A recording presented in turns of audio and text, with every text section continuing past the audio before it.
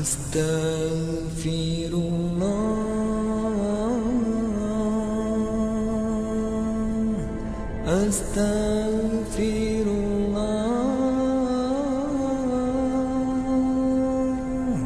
A'udzu billahi minasy syaithanir rajim. Bismillahirrahmanirrahim. Assalamualaikum warahmatullahi wabarakatuh. Alhamdulillah wassalatu wassalamu ala rasulillah. Segala puji dan puja kehadirat Allah subhanahu wa ta'ala, juga salawat dan taslim kepada Nabi besar Muhammad sallallahu alaihi wasallam. Melanjutkan bahasan kitab Tauhid yang ditulis oleh Syekh Muhammad At-Tamimi rahimahullah. Dan kita sudah berada di bab-bab terakhir dari buku kita ini. Terakhir sudah kita bahas masalah bab 64, larangan bersumpah mendahului Allah. Dan itu sebuah hadis ya, yang sudah kita bahas dari Jundab bin Abdullah radhiyallahu anhu. Beliau mengatakan Rasulullah SAW bersabda, "Qala ar-rajul wallahi la yakfirullahu li fulan." Faqala ta'ala, "Man dhal ladhi yata'alla 'alayya alla akfira li fulan? Inni qad ghafartu lahu wa ahbattu 'amalak." Ada seseorang berkata, kata Nabi SAW, demi Allah tidak akan mengampuni si fulan. Maka Allah pun membalas perkataan orang itu sambil mengatakan, siapa orang ini? Begitu berani dia bersumpah mendahuliku bahwa aku tidak akan mengampuni si fulan. Sesungguhnya aku telah mengampuninya dan menghapuskan amal-amalmu. Hadis ini diriwayatkan oleh Imam Muslim. Tentu ini sudah kita bahas pada pertemuan yang terakhir tentang masalah pentingnya seseorang tidak boleh menghakimi orang lain sebelum dia meninggal. Kalau dia sudah meninggal dalam keadaan kufur bisa divonis di ahli neraka, atau kalau dia meninggal dalam keadaan fasik, banyak sekali dosanya, maka kemungkinan besar dia akan kena azab, walaupun nanti dia akan masuk ke dalam surga selama dia tidak syirik. Tapi selama orang masih hidup, maka tidak boleh sama sekali ada vonis, ya. Apalagi kita hanya karena melihat perbuatan zahirnya orang. Mungkin ada orang setiap hari kita lihat dia berzina, cuma kerjanya mabuk, yang melakukan banyak pelanggaran-pelanggaran agama, maka biasanya ada orang di antara kita langsung memvonis orang ini dalam neraka. Ini tidak boleh sama sekali, hukumnya haram. Apalagi kalau kita mau vonis dia tidak akan diampuni oleh Allah Subhanahu wa taala. Ini malah ancamannya kembali kepada kita. Kalau seseorang mengatakan Allah tidak akan ampuni kamu, atau Allah tidak akan ampuni si fulan karena terlalu banyak dosanya, maka Allah justru mengampuni orang tersebut dan menghancurkan amal-amal kita. Dan ini berbahaya sekali. Setiap orang, saya sudah ingatkan dan saya ulangi kembali Bapak Ibu sekalian rahimani rahimakumullah, kalau melihat di depan matanya ada orang yang masih melakukan pelanggaran-pelanggaran agama, apapun sifatnya, seberat apapun, maka semestinya dia menjadikan orang tersebut sebagai mad'unya, target yang didakwahi. Semua orang yang masih melakukan pelanggaran agama, belum berhijab misalnya kalau muslimah, belum sholat, ya, masih mabuk-mabukan, masih melakukan pelanggaran agama, mereka adalah mad'u. Mereka adalah target amal kita, bukan justru musuh, ya. Bukan musuh, karena mereka belum faham sebagaimana kita faham. Kalau mereka faham pasti akan mereka mengerjakan seperti kita. Bahkan banyak orang subhanallah sebelumnya kita tahu sangat buruk, begitu dia ikut di pengajian malah semangatnya lebih besar daripada semangat kita. Dulunya mungkin karena dia belum faham saja. Islam datang sebagai rahmat, pemberi peringatan, penyebar kasih sayang untuk merangkul orang lain. Bahkan kata Nabi SAW, irhamu man fil ardi irhamkum man fis sama. Kasihani yang ada di muka bumi, maka yang di langit akan mengasihani kalian. Jadi kita tidak boleh memvonis seseorang itu langsung ahli neraka kecuali sudah meninggal dalam keadaan kufur. Sudah jelas-jelas dalam keadaan kafir, terputus sudah sumber amalnya, maka baru. Seperti Fir'aun, Haman, ya, Qarun dan seterusnya, ini memang Al-Quran sudah memvonis mereka masuk dari ahli neraka. Tapi selama masih hidup maka tidak boleh sama sekali. Dan ini sudah kita jelaskan juga di bab 64. Ya, cuma mengingatkan kembali, mereview kembali supaya jangan sampai kita lupa. Ya. Kemudian selanjutnya bab 65 tidak dibenarkan. Tentu juga ini dalam bab 64 masuk dalamnya Bapak Ibu sekalian, kita nggak boleh merasa puas dengan ilmu yang kita miliki ya. Karena banyak orang begitu ikut pengajian sekali dua kali, maka dia sudah merasa cukup dengan itu. Tidak. Kita masih sangat kosong dengan ilmu. Ilmu agama itu kalau kita lawamkan seluruh hidup kita untuknya, maka dia hanya memberikan sebagian dari dirinya. Ya, apalagi kalau dasarnya orang hanya datang di pengajian kapan ada waktu, kapan mau, kapan diajak. Kalau enggak maka tidak hadir. Maka ini kerugian buat dia. Menuntut ilmu agama adalah kewajiban, bukan pilihan. Ya, kita harus memang memaksakan diri. Dan sebagian ulama mengatakan menuntut ilmu agama lebih dibutuhkan bagi diri seseorang muslim daripada makanan pada saat dia lapar, minuman pada saat dia haus. Ilmu lebih dipentingkan. Karena dengan ilmu agama yang benar dia tahu mana makanan dan minuman yang boleh masuk ke dalam tubuhnya dan tidak boleh. Itu juga dengan pergaulan, pendapatan dan yang lainnya. Maka kita harus selalu merasa belajar dan tentu saja orang kalau makin tinggi ilmunya maka dia akan makin merendah, makin baik, makin santun, dan makin sabar terhadap coba-cobaan yang ada. Bab 65 sudah kita bahas juga, tidak dibenarkan meminta Allah sebagai perantara kepada makhluknya. Ini juga diangkat sebuah hadis oleh Syekh Muhammad rahimahullah. Saya ulangi kembali sabda Nabi SAW. Pada saat ada seseorang Badui datang kepada beliau dan mengatakan, wahai Rasulullah, orang-orang kehabisan tenaga, anak istri kelaparan dan harta benda musnah. Maka mintalah siraman hujan untuk kami kepada Tuhanmu.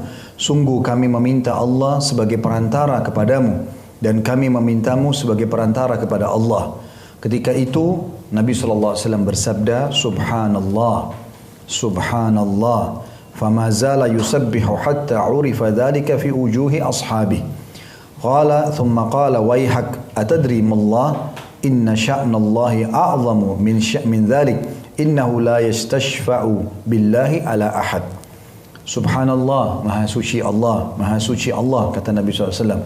Beliau terus saja bertasbih sampai tampak pada raut muka para sahabatnya perasaan takut karena kemarahan beliau. Kemudian Nabi SAW bersabda kepada orang tersebut, celakalah dirimu. Tahukah kamu siapa Allah itu? Sesungguhnya kedudukan Allah jauh lebih agung daripada yang dimiliki atau yang demikian itu. Dan sungguhnya tidak dibenarkan Allah diminta sebagai perantara kepada siapapun dari makhluknya. Jadi artinya di sini kan sahabat ini belum faham. Dia mengatakan kami menjadikan Allah perantara denganmu. Ya, maksudnya kami minta agar Allah Subhanahu Wa Taala menerima doa kami karena kamu. Ya, karena Nabi Sallallahu Alaihi Wasallam. Maka di sini Nabi Sallallahu Alaihi Wasallam menegur sahabat tersebut dan itu tidak dibolehkan. Ya, Allah Subhanahu Wa Taala jauh lebih mulia daripada makhluknya. Walaupun kepada Nabi alaihi salatu wassalam tetap saja seseorang muslim harus berhati-hati. Ya, dia harus justru meminta kepada Allah Subhanahu wa taala melalui ajaran Nabi alaihi salatu wassalam. Tapi sahabat ini sempat ditegur ya karena kejadian mereka atau dia mengatakan orang Badui ini kami jadikan Allah perantara dengan kamu. Ya. Ini ditegur oleh Nabi sallallahu alaihi wasallam, tidak dibolehkan menjadikan Allah perantara dengan makhluknya. Tapi kita bisa menjadikan makhluk perantara dengan Allah iya selama makhluk itu masih hidup. Kayak orang tua kita, guru, orang saleh atau salehah. Kita minta agar didoakan selama mereka masih hidup. Kalau sudah meninggal tentu tidak boleh. Sebagaimana sudah pernah kita jelaskan perkataan Imam Nawawi rahimahullah. Aku heran dengan orang yang meminta-minta ke kuburan sementara yang dalam kuburan adalah manusia seperti dia yang sudah menjadi tulang belulang. Ini juga sudah kita jelaskan pada pertemuan kita sebelumnya. Sekarang kita tutup dengan dua bab terakhir dalam buku kita ini, bab 66, upaya Nabi SAW dalam menjaga batas-batas tauhid dan menutup segala jalan menuju syirik. Dan dari awal, memang judul buku kita adalah Kitab Tauhid, pengesaan Allah Subhanahu Wa Taala. Jadi dari awal bab sampai bab 67 nanti, insya Allah akan kita tutup pada hari ini. Ini semuanya jelas sekali adalah masalah tauhid. Mengesahkan Allah Subhanahu Wa Taala. Bagaimana kita memurnikan ibadah, permohonan, cinta, patuh, takut hanya kepada Allah Subhanahu Wa Taala. Dan makin murni tauhid kita kepada Allah, maka makin dekat semua janji Allah Subhanahu Wa Taala. Di bab-bab awal sudah kita jelaskan, orang yang memurnikan tauhid akan diampuni dosa-dosanya, akan masuk surga tanpa hisab. Ya. Dan banyak sekali keutamaan-keutamaan dan keistimewaan orang bertauhid. Sebaliknya orang kalau syirik, mempartnerkan Allah dengan makhluknya dengan segala macam contoh-contoh sudah kita jelaskan, menggunakan gelang, jimat, ya, mendatangi dukun dan segala macam contoh-contoh yang akhirnya membuat meyakini bintang ini dan bintang itu akan mendatangkan manfaat dan mudarat ini. Semua itu adalah perbuatan syirik yang dibenci oleh Allah Subhanahu wa taala, merusak tauhidnya. Dan makin murni tauhid seseorang, maka makin dekat dengan rahmat Allah Subhanahu wa taala. Bab 66 ini menjelaskan bagaimana salah satu contoh-contoh saja atau di antara contoh-contoh yang dicontohkan oleh Nabi SAW, bagaimana beliau selalu mengumandangkan tauhid dan menutup celah-celah syirik. Yang pertama adalah hadis yang diangkat oleh Syekh Muhammad rahimahullah, hadis Abdullah bin Syekhir radhiyallahu anhu yang masyhur. Beliau mengatakan, tak kala aku ikut pergi bersama suatu delegasi Bani Amir menemui Rasulullah SAW, kami berkata, Anta sayyiduna, faqala as-sayyidullahu tabaraka wa ta'ala. Qulna wa afdaluna fadlan wa a'zamuna tawlan, faqala qulu biqaulikum au ba'di qaulikum, wala yastajriyannakum syaitan. Engkau adalah sayyid kami, tuan maksudnya. Maka Nabi SAW mengatakan, sayyid, tuan yang sebenarnya adalah Allah yang maha berkah dan maha tinggi. Lalu kami berkata, kalau begitu engkau adalah orang yang paling mulia dan paling agung kebaikannya di antara kami.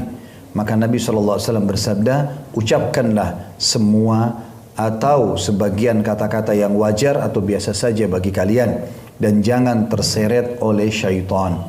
Hadis ini diriwayatkan oleh Abu Dawud dengan sanad jayyid. Hadis ini menjelaskan kepada kita tentang bolehnya seseorang menyebutkan kepada Nabi SAW sayyid, mengatakan Sayyiduna Muhammad, ya, Nabiyuna Muhammad, gitu kan.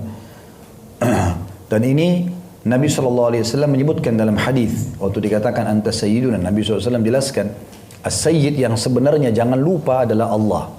Tapi kalau kalian mau mengucapkan kalimat kalian itu, yang penting jangan berlebihan, dibolehkan. Ya.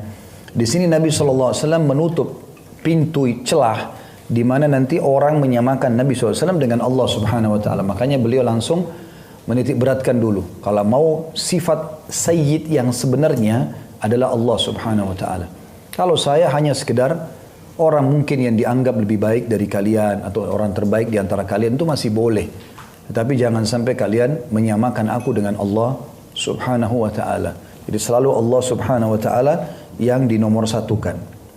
Begitu juga dengan riwayat setelahnya dari Anas radhiyallahu anhu, ia menuturkan bahwa ada orang yang berkata, ya Rasulullah, ya khairana wabna khairina wa sayyidana wabna sayyidina. Faqala ya ayyuhan nas qulu biqaulikum wa la yastahwiyannakum syaitan. Ana Muhammadun Abdullahi wa Rasuluh. Ma uhibbu an tarfa'uni fawqa manzilati allati anzalani Allah Azza wa Jalla. Wahai Rasulullah, wahai orang yang paling baik di antara kami, kata beberapa orang ya, memuji Nabi SAW. Dan putra orang yang paling baik di antara kami. Artinya di antara semua putra muslimin, Anda adalah orang yang paling baiknya putra kaum muslimin. Wahai tuan kami dan putra tuan kami, Anda dan orang tua Anda adalah tuan kami. Maka ketika itu bersabdalah Nabi SAW, wahai sekalian manusia, ucapkanlah kata-kata yang wajar saja bagi kamu sekalian, dan jangan sekali-kali kamu sebagian terbujuk oleh syaitan. Aku adalah Muhammad, hamba Allah dan utusannya. Aku tidak senang kamu sekalian mengangkatku melebihi kedudukanku yang telah diberikan kepadaku oleh Allah Subhanahu wa taala. Hadis ini diriwayatkan oleh An-Nasai dengan sanad jayyid. Khilaf di antara ulama tentang masalah penggunaan kata sayyid ini. Ada yang membolehkan buat Nabi SAW, ada juga yang melarang secara mutlak, ada yang di tengah-tengah. Ya. Ada yang mengatakan boleh saja, karena Nabi SAW mengatakan, Ana sayyid walad Adam yaumal qiyamah. Aku adalah tuannya anak Adam pada hari kiamat. Ya. Wala fakhr, dan tidak ada kesombongan di situ. Maka ini pendapat ini mengatakan bolehnya menggunakan istilah sayyid buat Nabi alaihi salatu wassalam. Ya. Kemudian pendapat yang kedua yang mengatakan tidak boleh dan mengatakan cukup dengan Nabi dan Rasul, beranjak daripada hadis ini riwayat An-Nasai. Kalau Nabi SAW mengatakan, aku tidak suka kalian mengangkatku atau memberikan aku julukan lebih daripada apa yang sudah Allah berikan. Ya, Allah memberikan julukan Nabi dan Rasul. Maka kita lebih baik mengatakan Nabi Yuna, Rasulina, ya, Muhammad SAW ini lebih disukai oleh Nabi SAW daripada menggunakan istilah sayyid. Karena di sini sahabat-sahabat ini menggunakan kalimat itu. Engkau adalah sayyid kami dan anak sayyid kami. Maka di sini dari hadis ini Nabi SAW tidak suka dipanggil dengan istilah itu. Kemudian pendapat yang ketiga yang netral mengatakan boleh ya di sebagian keadaan dan juga tidak di sebagian keadaan. Kayak misalnya penggunaan kata sayyid kalau dalam kehidupan sehari-hari, misalnya kita mengatakan Sayyidi Muhammad, Sayyiduna Muhammad, itu tidak ada masalah dalam pendapat yang ketiga ini.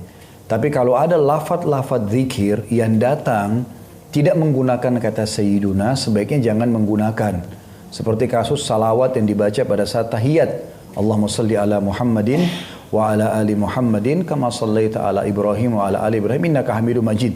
Memang lafadznya tanpa ada Sayyiduna di situ. Tanpa ada Sayyiduna. Maka ini sebaiknya tidak digunakan pada saat memang penentuan lafadz itu. Begitu juga dengan misalnya ayat-ayat Al-Quran. Ya, misalnya ayat Al-Quran tidak boleh ditambah, tidak boleh juga dikurangin. Akhir surah Al-Fatih, Allah mengatakan, A'udzubillahi minasyaitonirrajim, Muhammadur Rasulullah. Gitu kan? Jadi tidak ada kata-kata Sayyid di sini. Maka kita mengatakan Muhammadur Rasulullah. Gitu kan?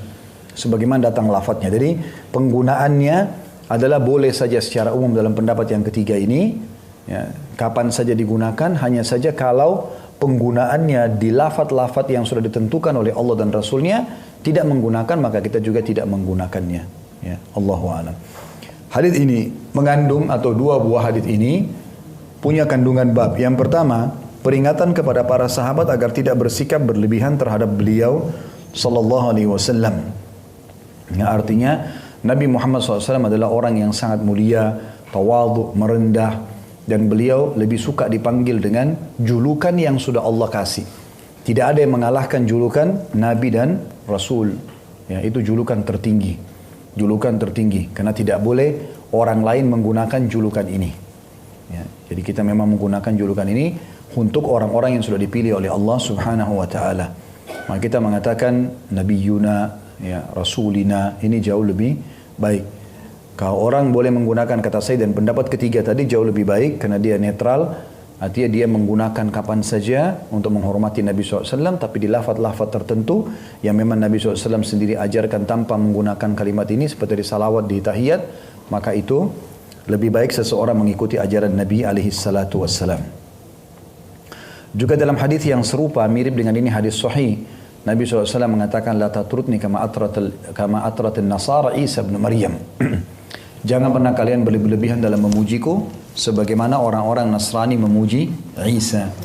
Ya, awalnya orang-orang Nasrani itu menganggap Isa alaihissalam adalah utusan Allah. Kemudian pelan-pelan karena mereka hormati sekali, mereka pindahkan ke anak Tuhan. Gitu. Setelah itu pindah ke Tuhan, otomatis. Gitu. Maka Nabi SAW sudah tahan itu. Dan Nabi SAW mengatakan, Innama ana abdullahi wa rasuluh, faqulu abdullahi wa rasul. Sesungguhnya itu aku adalah hamba dan utusan Allah, katakanlah abdullahi wa rasul, atau hamba Allah dan utusan Allah. Jadi Nabi SAW di sini menutup pintu-pintu itu, jangan sampai nanti membuat seseorang melampaui batas, akhirnya masuk ke dalam bab-bab yang tidak dibolehkan. Yang kedua, orang yang dikatakan kepadanya, tanda kutip, engkau adalah sayyid atau tuan kita, seyogyanya menjawab sayyid yang sebenarnya adalah Allah tabaraka wa ta'ala. Ya, jadi kalau perlu seseorang muslim, kalau sudah dipanggil sayyid, maka dia selalu mengingatkan orang di depannya kalau as-sayyid adalah Allah yang sebenarnya. Dan pendapat tadi sudah saya bilang, sebenarnya pendapat yang paling baik adalah pendapat yang ketiga tadi, boleh menggunakan kalimat sayyid ini, tetapi pada tempat-tempat di mana memang Nabi SAW sendiri tidak melarang itu, ya. Di luar daripada bacaan-bacaan zikir dan doa yang sudah ditentukan tanpa menggunakan istilah ini. Kemudian yang ketiga, Rasulullah SAW memperingatkan kepada para sahabat agar tidak terseret dan terbujuk oleh syaitan, padahal mereka tidak mengatakan kecuali yang sebenarnya. Artinya bagaimana syaitan bisa masuk ke dalam diri orang beriman walaupun kita anggap itu adalah hal yang biasa. Syaitan akan berusaha menjaga agar seseorang terjerumus dalam kesalahan, walaupun hanya dengan kalimat. Ya, kita sudah pernah jelaskan, ada seseorang yang masuk neraka karena menyumbang lalat buat seekor, buat patung. Ya, di salah satu bab pernah kita bahas masalah itu. Yang kata Nabi SAW, ada orang sebelum kalian dulu lewat ke satu kaum Kemudian orang-orang itu lagi menyembah berhala. Lalu mereka minta untuk menyumbang. Setiap orang lewat harus menyumbang buat berhala itu. Maka ada satu, ya, dua orang lewat, yang satunya mengatakan saya tidak punya apa-apa kecuali lalat. Maka kata orang-orang di situ tersebut, tidak apa-apa nyumbang walaupun lalat. Maka dia pun menangkap seekor lalat lalu dia sumbangkan buat patung supaya dia tidak dibunuh. Maka masuklah dia ke dalam neraka. Sementara yang satu lagi menolak sampai akhirnya dibunuh dan masuklah dia ke dalam surga. Jadi hanya dengan menyumbang seekor lalat saja dengan niat mendukung, maka itu sudah cukup untuk membawa kepada kesyirikan. Makanya seseorang harus hati-hati menjaga kemurnian tauhidnya. Tidak boleh melakukan perbuatan yang diharamkan dalam agama. Ya, perbuatan syirik lebih disukai oleh syaitan daripada dosa-dosa besar yang lain. Sudah kita pernah jelaskan itu dalam surah An-Nisa. Allah Subhanahu wa taala berfirman, kalau meninggal syirik tidak sempat taubat, ya. A'udzubillahi minasyaitonir rajim. Innallaha la yaghfiru an yushraka bihi wa yaghfiru ma duna dzalika liman yasha. Allah tidak akan maafkan dosa-dosa berbuat syirik dan Allah masih maafkan selain daripada itu. Ya. Ini contoh salah satu bagaimana Nabi alaihi salatu wassalam menutup pintu-pintu kesyirikan dan menjaga kemurnian tauhid. Kita masuk sekarang ke bab terakhir dalam buku kita ini, bab ke-67 tentang masalah keagungan dan kekuasaan Allah Subhanahu wa taala. Beranjak daripada surah Az-Zumar ayat 67, Allah Subhanahu wa taala berfirman, A'udzu billahi minasyaitonir rajim wa ma qadarullah haqqa qadrihi wal ardu jami'an qabdatuhu yaumal qiyamah was samawati matwiyatun bi yaminihi subhanahu wa ta'ala amma yusyrikun. Dan mereka tidak mengagungkan Allah dengan pengagungan yang semestinya, padahal bumi seluruhnya dalam genggamannya pada hari kiamat dan langit digulung dengan tangan kanannya.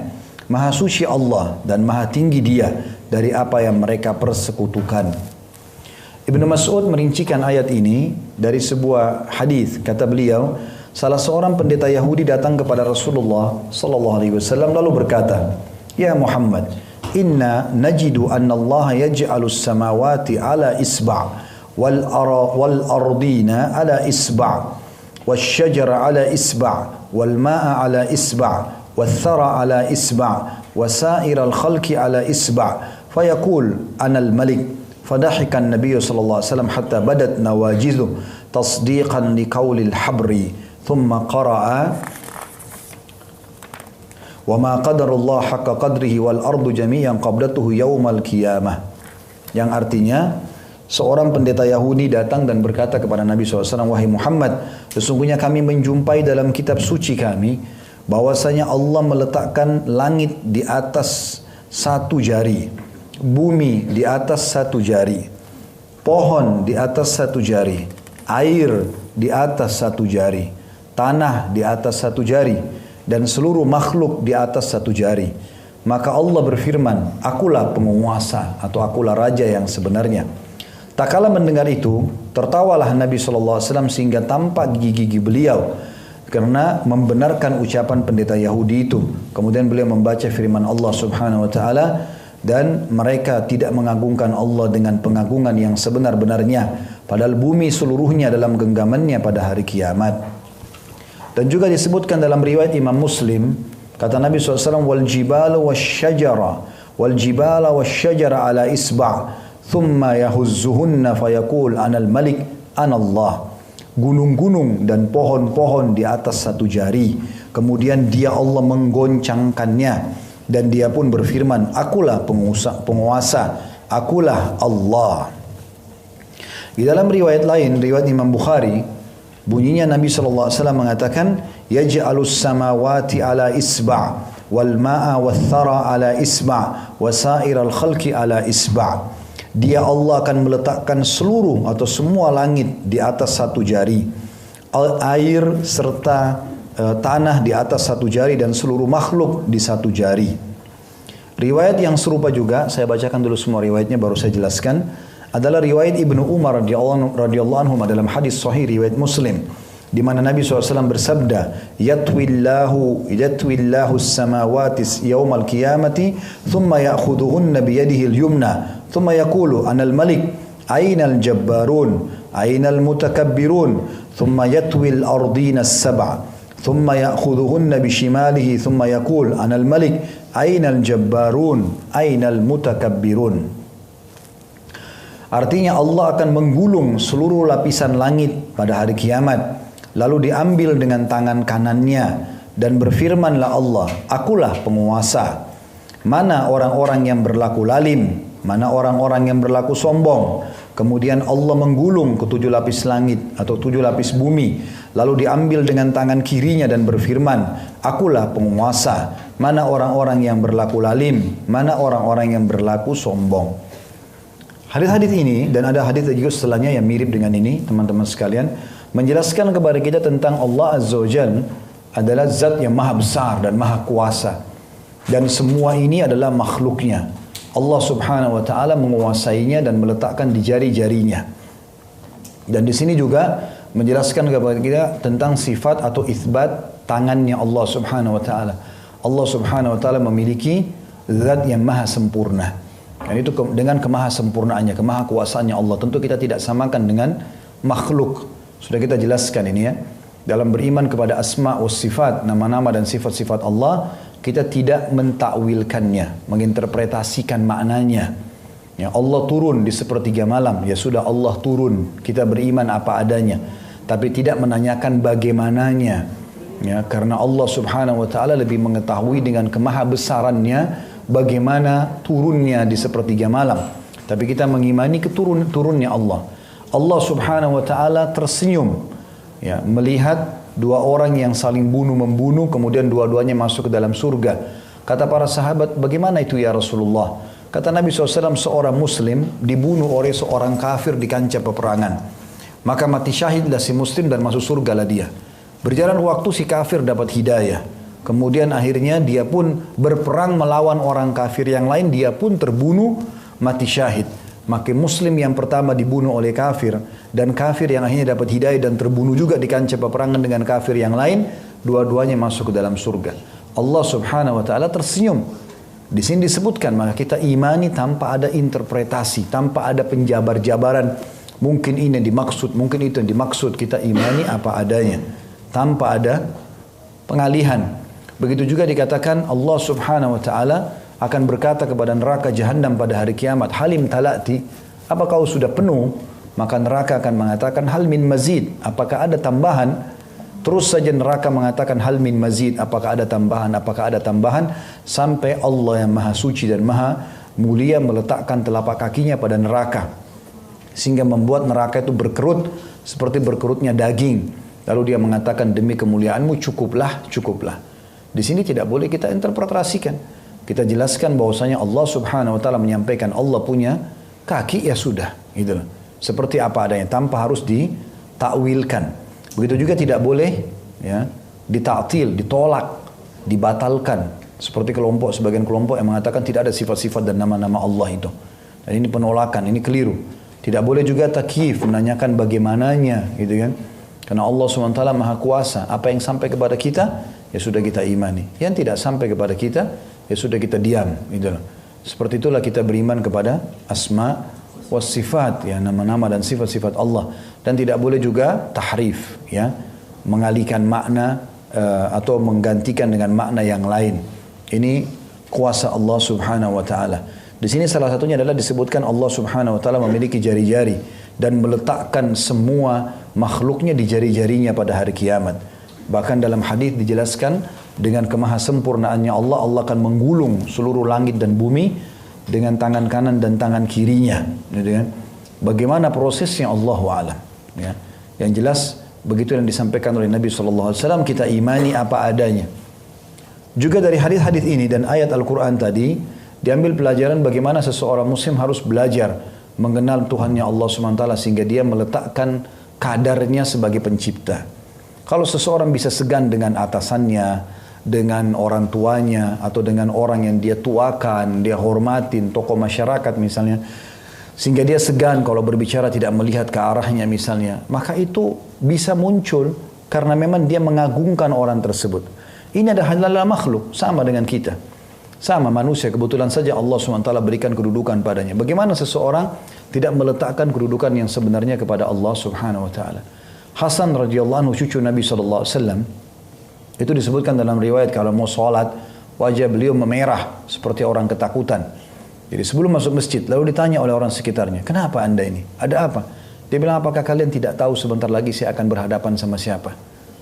Mungkin bahasanya tidak semua orang memahami, tapi dia begitu yakin, begitu masuk masjid, dia akan masuk ke istananya raja yang sebenarnya, yang tidak akan pernah mati. Salah satu sifat Allah adalah maha hidup, maha terus-menerus mengurus makhluknya. Jadi mereka mengetahui kadar Allah subhanahu wa ta'ala. Sebagian sahabat dan tabi'in ridwanullahi alaihim itu kalau sholat sampai seperti batang pohon yang kuat, ya, tidak bergerak, sampai seseorang di antara mereka disengat dengan lebah, berdarah dahinya, tidak bergerak karena tahu kalau mereka sedang berhadapan dengan Allah subhanahu wa ta'ala. Sebagian mereka kalau sholat di tengah hutan, mereka anggap seperti rumput-rumput liar itu seperti karpet yang mewah, gelap itu seperti cahaya yang terang. Mereka tidak pernah takut lagi dengan makhluk-makhluk Allah subhanahu wa ta'ala, baik hewan-hewan atau yang lainnya, karena Allah subhanahu wa ta'ala penciptanya.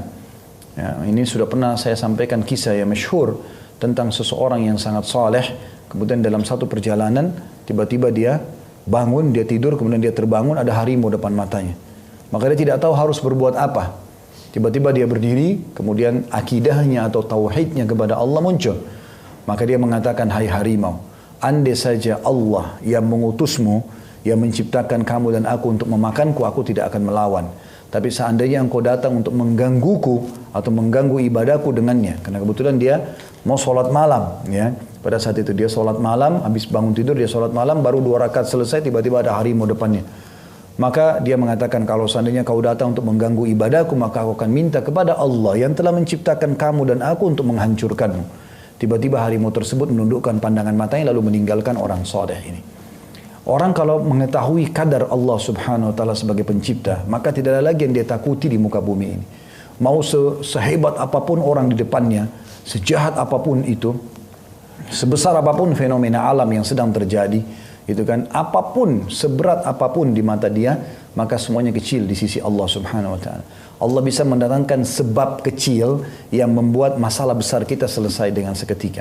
Sebaliknya, Allah subhanahu wa ta'ala bisa mendatangkan sebab kecil, menjadikan yang kita anggap adalah sesuatu yang kita rahasiakan terbongkar dengan sendirinya, dengan kuasa Allah subhanahu wa ta'ala. Beruntunglah orang yang memahami tentang poin ini, bagaimana dia meletakkan kondisi dan posisi Allah subhanahu wa ta'ala sebenarnya sebagai pencipta. Allah itu maha melihat, maha mengetahui, tidak pernah tidur, tidak pernah mengantuk, dan Allah subhanahu wa ta'ala maha adil. Dimanapun kita mau bersembunyi di muka bumi ini pasti ketahuan. Allah subhanahu wa ta'ala maha mengetahui masalah itu. Maka seorang muslim yang faham tentang kedudukan Tuhannya, dia hanya sibuk berurusan sama Tuhannya. Tuhannya mengatakan boleh, maka dia jalankan. Tidak dikatakan tidak, Tuhannya mengatakan tidak boleh, tidak akan dilanggar. Ya. Jadi ada juga hadis lain yang berbunyi, kata Nabi SAW, siapa yang berbuat perbuatan yang membuat Allah murka dan dia mencari ridho manusia, Allah akan balik keadaan membuat manusia akan murka kepadanya. Tapi siapa yang berbuat perbuatan yang membuat manusia murka, tapi itu membuat Allah ridha, Allah akan balik manusia untuk kembali menghormati dia dan menerima perbuatannya. Jadi yang penting bagaimana kita bermuamalah dengan Allah subhanahu wa ta'ala. Begitulah nasihat Nabi SAW juga kepada sepupu beliau Abdullah bin Abbas radhiyallahu anhu. Wahai anak kecil, ya, ketahuilah jaga hubunganmu sama Allah, Allah akan jaga juga. Kau jaga hubungan dengan Allah, yang halal engkau nikmati, yang haram engkau tinggalkan, maka engkau akan temukan Allah selalu ada di hadapanmu. Kapan kau perlu, maka Allah akan ada. Dan ketahuilah, kalau satu kaum berusaha untuk menyusahkanmu, maka kau tidak akan tertimpa kecuali yang sudah Allah tentukan. Dan ketahuilah, kalau satu kaum ingin memberikan manfaat kepadamu, tidak akan sampai kecuali yang sudah Allah tentukan kepadamu. Sudah dicatat semuanya di Lauhul Mahfuz. Dan lembaran-lembaran itu sudah kering dari tintanya. Artinya tidak akan pernah berubah sampai hari kiamat. Keputusan Allah subhanahu wa ta'ala sudah mutlak. Tidak akan pernah ada yang bisa mengganti dan menggugat itu. Tidak akan pernah muncul keagungan dalam diri kita, keagungan Allah kalau masih ada dosa. Bapak Ibu sekalian, kalau kita masih membuka pintu-pintu dosa, tidak bisa. Kalau Bapak Ibu mengatakan, kenapa ya tadi Ustaz sampaikan segala macam dalil tapi saya masih belum tersentuh. Muhasabah sendiri. Selama masih ada maksiat kepada Allah, maka kita tidak bisa tersentuh. Susah. Tapi kalau kita beristighfar, bertobat kepada Allah, lalu kita perbaikin diri kita, meningkatkan kualitas keimanan, kita akan rasakan itu. Bahkan ada orang sangat peka. Hanya melihat jenazah depan matanya, dia bisa menangis. Dan dia bayangkan dirinya kalau dia dipanggil oleh Allah Kemudian setiap kali ada kesempatan untuk beramal, dia selalu berada di saf pertama. Karena dia yakin Allah sedang melihatnya dan dia tidak mau ketinggalan kesempatan-kesempatan itu. Maka ini semua akan muncul dengan sendirinya. Tapi tidak akan bertemu antara kenikmatan keimanan dan levelnya yang tinggi dengan kemaksiatan yang masih dibuka. Itu nggak mungkin.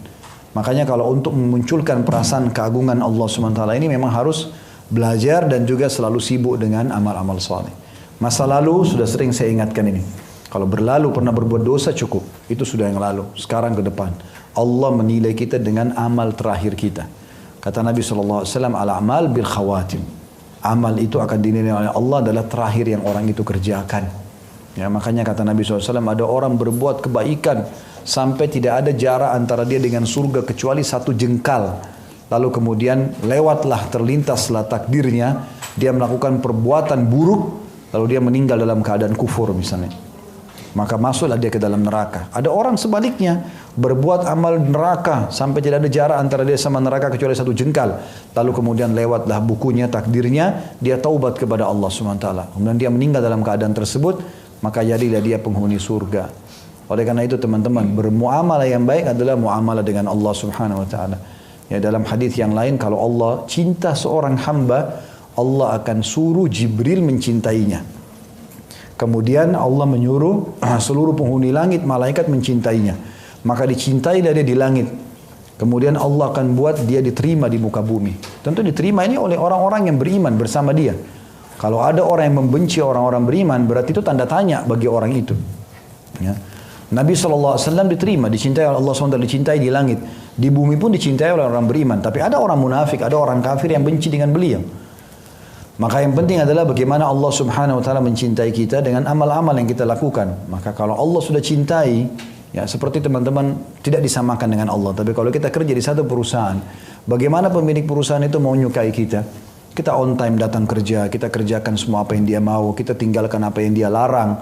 Maka secara otomatis kita selalu coba berprestasi, memajukan apa yang kita bisa berikan untuk perusahaan. Maka otomatis perusahaan akan atau pemilik perusahaan akan menyukai kita. Seperti itulah. Kita kalau di muka bumi ini menyadari ada pencipta Allah, lalu kita mengerjakan apa yang diperintahkan wajib ataupun sunnah, meninggalkan apa yang dilarang haram ataupun makruh, maka Allah akan cinta dan menyuruh Jibril, malaikat semua mencintai, dan di bumi juga Allah buat kita diterima, gitu kan? Dalam hadis lain dikatakan kalau Allah mencintai seorang hamba, Allah akan buat dia diterima di muka bumi. Sebaliknya kalau Allah benci seorang hamba, Allah menyuruh Jibril membencinya, lalu memerintahkan seluruh penghuni langit membencinya, lalu dibuat juga kebencian ada di muka bumi padanya. Ya.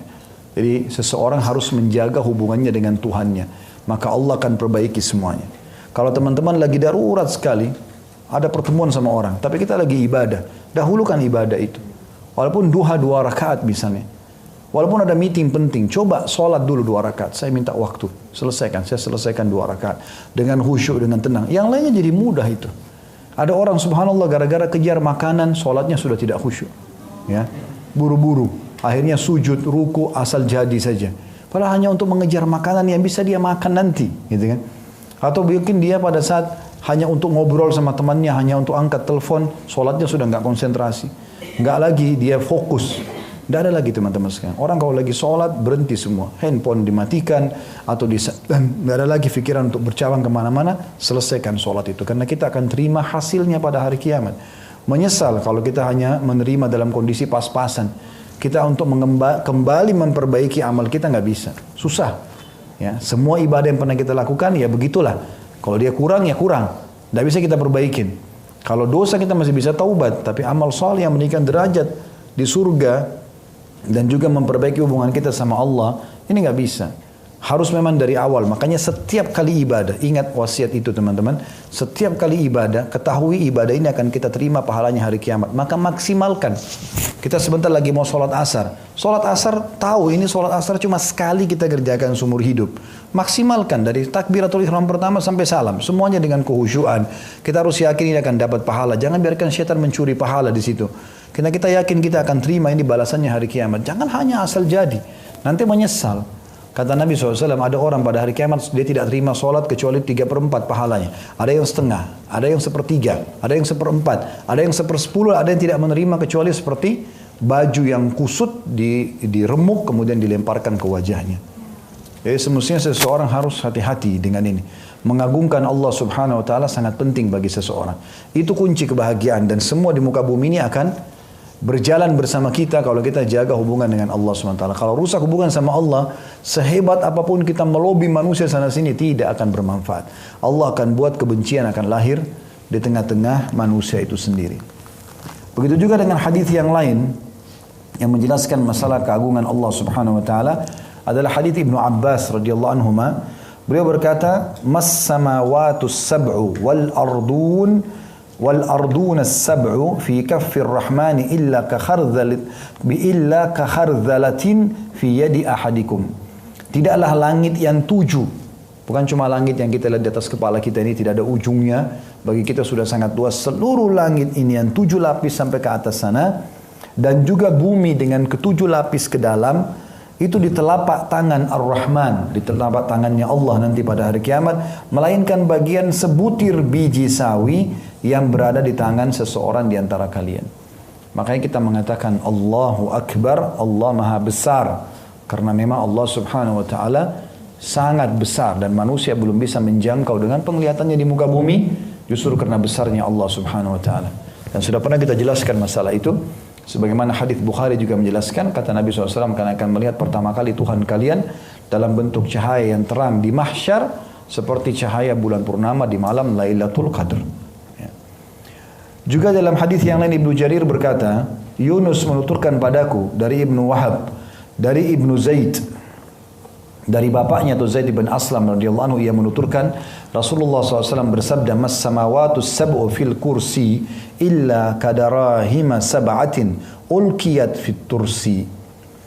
Tidaklah ke-7 lapis langit itu berada di kursi, melainkan bagaikan 7 keping dirham yang diletakkan di atas perisai.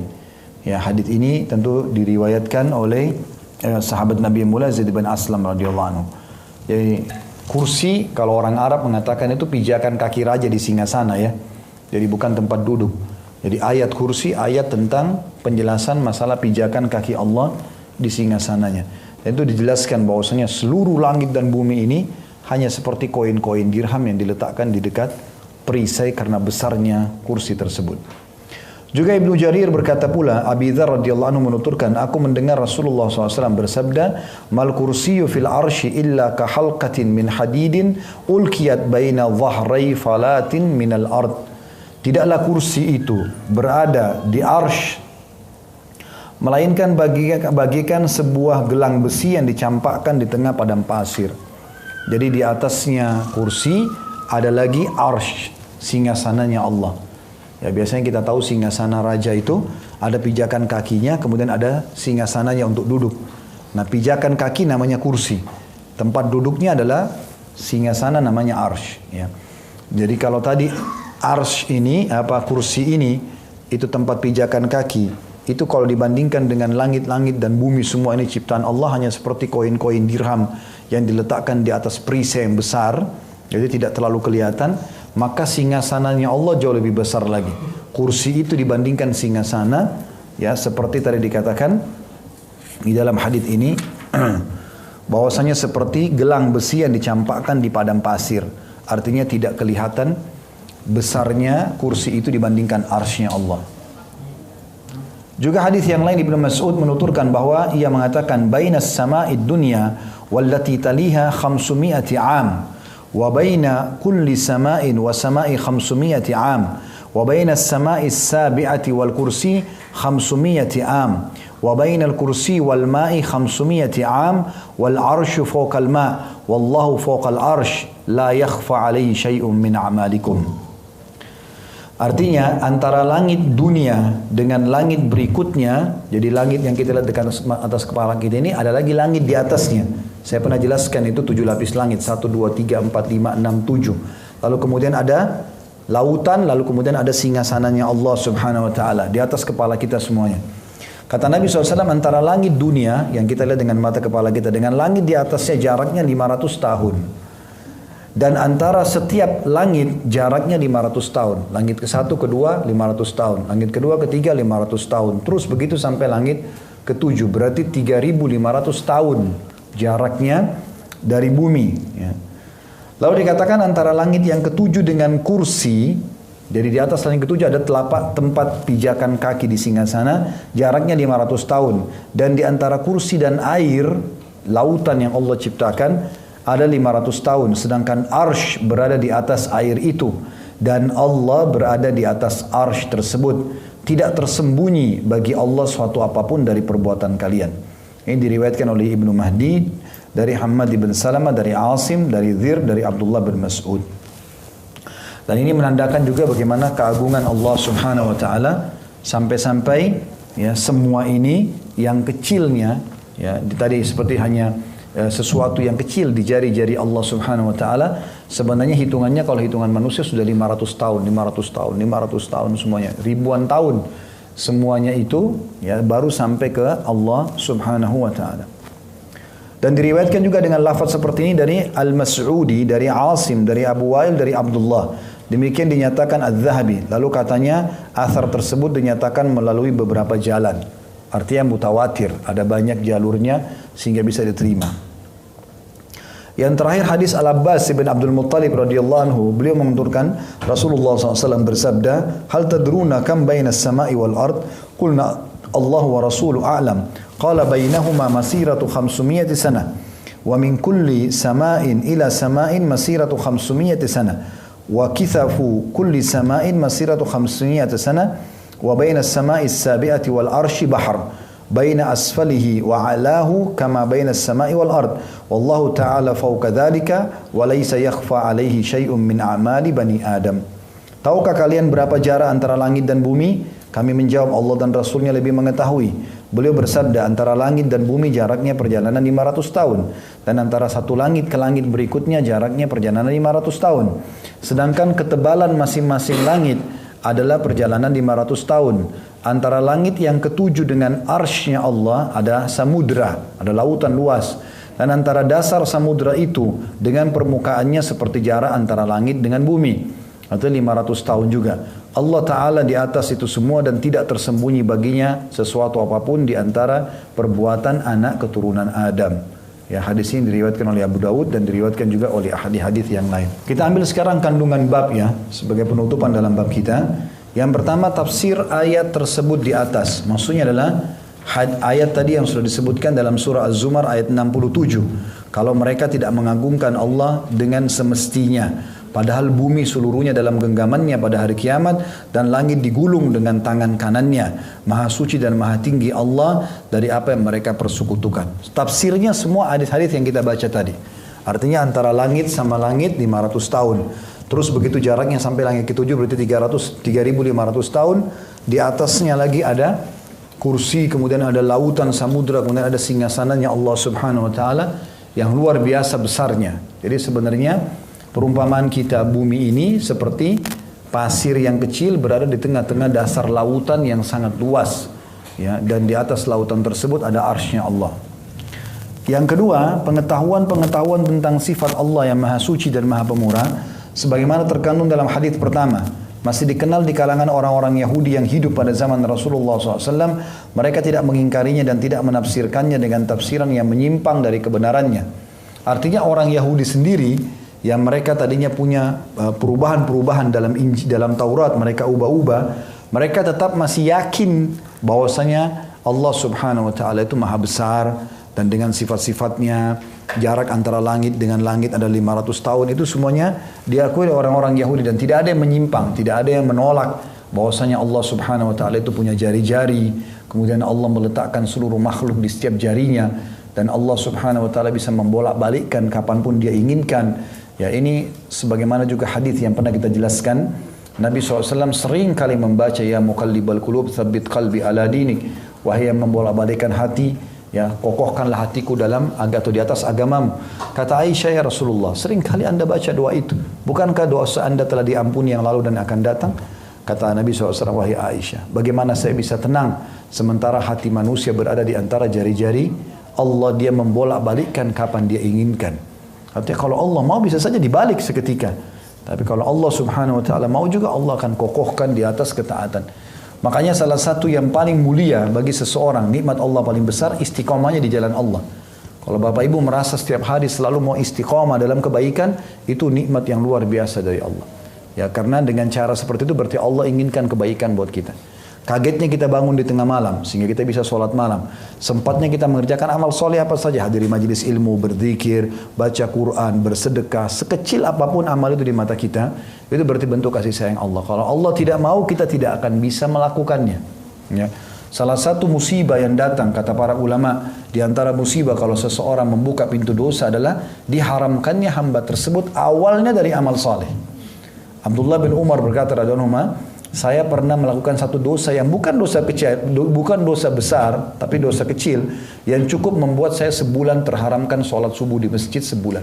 Jadi tidak bisa sholat subuh di masjid sebulan gara-gara perbuatan kesalahan. Jadi diangkatnya kesempatan ibadah itu adalah bentuk Allah Subhanahu wa taala menegur ataupun malah marah dengan hambanya. Sebaliknya kalau kita bisa melakukan perbuatan-perbuatan tersebut berarti bentuk kasih sayang Allah.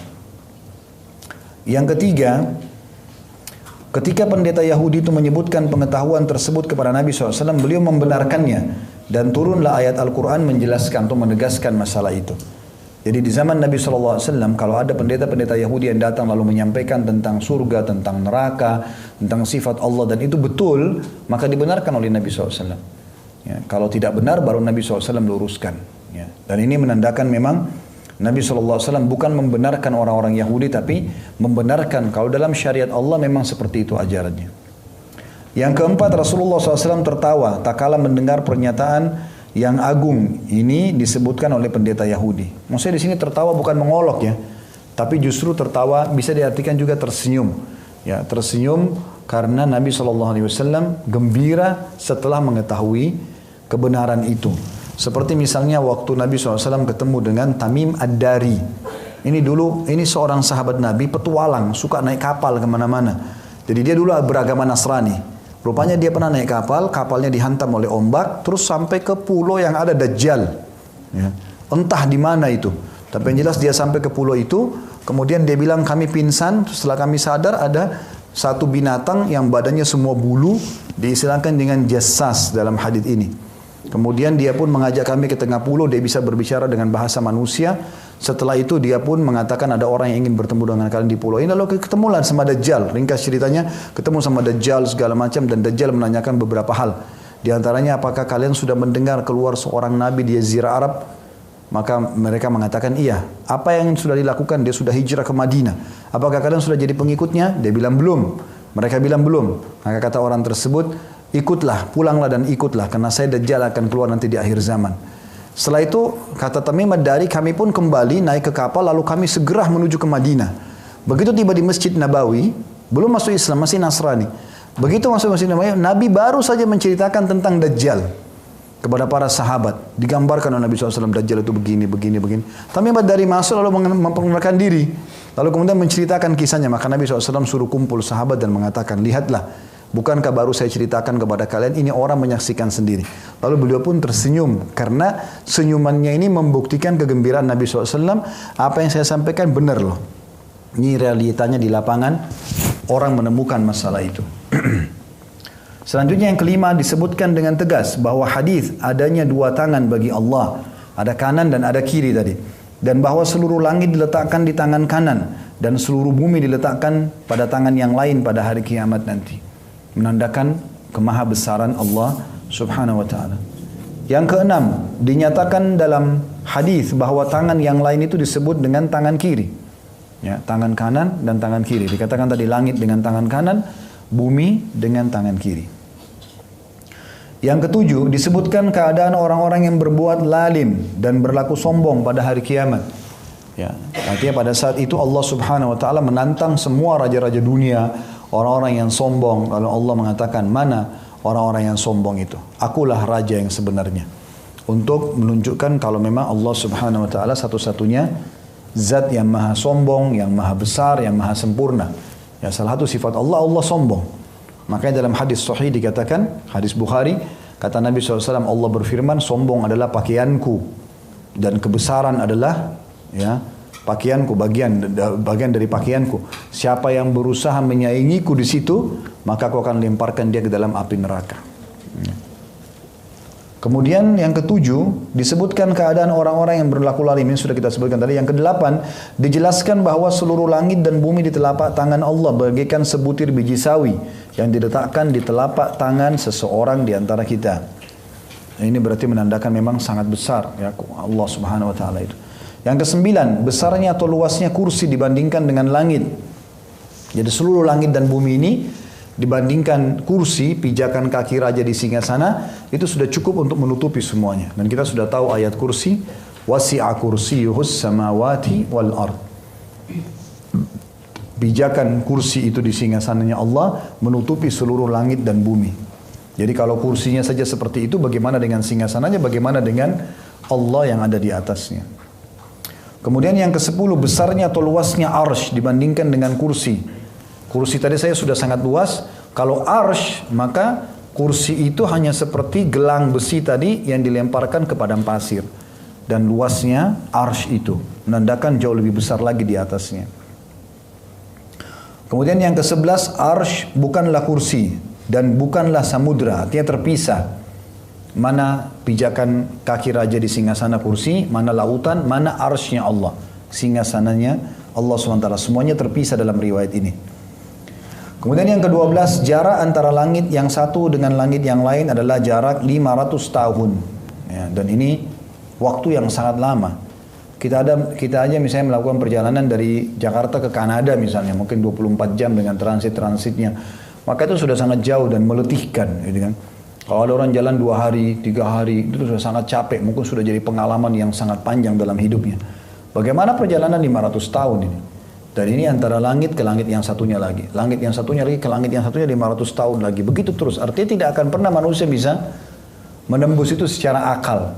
Sekarang saja kita sekarang seluruh ilmuwan sepakat tidak akan pernah ada manusia yang bisa memegang langit dengan tangannya. Karena dari jarak bumi ke bulan saja butuh sebulan atau bahkan lebih dengan teknologi canggih. Belum ke planet-planet lain yang mereka memang mengatakan tidak akan mungkin manusia bisa menjangkaunya. Karena jaraknya sekian ribu kilometer, sekian juta kilometer dari bumi dan seterusnya. Maka bagaimana dengan langit yang ada di atas tentunya? Itu yang ingin ditargetkan. Yang ke-13, jarak antara langit yang ke-7 dengan kursi adalah perjalanan 500 tahun juga. Yang ke-14, jarak antara kursi dengan samudra adalah perjalanan 500 tahun pula. Jadi semuanya jarak-jarak yang sangat jauh. Yang ke-15, arsy atau singgasana sebagaimana dinyatakan dalam hadis berada di atas samudra tersebut. Karena dalam Al-Quran juga dikatakan itu ya. Wa kana arsyu 'alal ma', dan singgasananya Allah berada di atas air ya. Juga dalam hadis yang lain kata Nabi SAW, iblis ingin menyaingi Allah dan dia tidak akan pernah bisa menyaingi Allah. Dia meletakkan singgasananya di atas lautan. Ya. Padahal sebenarnya tidak akan mungkin dia menyaingi Allah Subhanahu Wa Taala. Kemudian yang ke-16, Allah berada di atas arsy. Ya. Sebagaimana sudah sering kita jelaskan masalah ini ya. Dia Allah Subhanahu Wa Taala berada di langit. Makanya kita kalau berdoa mengangkat tangan ke langit ya, dan memohon. Nabi SAW seringkali menunjuk ke langit kalau berdoa. Dan juga beliau pernah melihat ada seorang wanita lewat, lalu kata Nabi SAW, sebentar, saya mau tanya dulu budak wanita ini, ya, di mana Allah? Maka wanita itu menunjuk ke langit sambil mengatakan di atas. Siapa aku? Kata Nabi SAW, orang itu mengatakan engkau adalah utusannya. Maka kata Nabi SAW kepada majikannya, bebaskan budakmu karena dia orang beriman kepada Allah. Jadi Allah berada di atas arsy-Nya. Yang ke-17, jarak antara langit dan bumi itu adalah perjalanan 500 tahun. Yang ke-18, masing-masing langit tebalnya juga perjalanan 500 tahun. Yang ke-19 yang terakhir, samudra yang berada di atas seluruh langit itu antara dasar dan permukaannya jaraknya juga 500 tahun. Dan hanya Allah Subhanahu Wa Taala yang mengetahui masalah itu. Maksudnya adalah hanya Allah Subhanahu Wa Taala yang mengetahui perhitungan 500 tahun itu apakah perhitungan kita di dunia ataupun perhitungan waktu akhirat. Kalau waktu akhirat lebih jauh lagi. Karena dalam Al-Quran Allah mengatakan yauma inda rabbika ka alfi sanatin mimma ta'uddun. Satu hari waktu akhirat di sisi Allah itu sama dengan 1000 tahun waktu kalian dunia. Kalau kita ambil perhitungan waktu kita saja sudah sangat jauh 500 tahun. Bagaimana kalau itu adalah perhitungan waktu akhirat? 500 tahun berarti per harinya dihitung 1000 tahun waktu dunia. Dan sekian banyak ya hitung-hitungan yang luar biasa yang sekarang ilmuwan hanya bisa sampai kepada sebagian kecil daripada hitung-hitungan tersebut. Dan ini juga sebagai penutup teman-teman sekalian perlu seseorang untuk mentadabburi penciptaan langit dan bumi, dan cukup banyak gambar-gambar di YouTube, ada cuplikan-cuplikan. Bisa kita melihat keajaiban penciptaan Allah di langit supaya kita bisa merenungi seberapa kecil kita ini, sehingga tidak lagi masalah kesombongan, masalah mengambil haknya orang lain, karena sangat mudah sekali Allah Subhanahu wa taala kalau ingin menghancurkan kita, gitu ya. Allahu alam, ini bahasan kita. Kan begitu saja, mudah-mudahan bermanfaat. Lebih kurang yang tolong dimaafkan. Subhanakallahumma bihamdika asyhadu an la ilaha illa anta astaghfiruka wa atubu ilaik. Wassalamualaikum warahmatullahi wabarakatuh.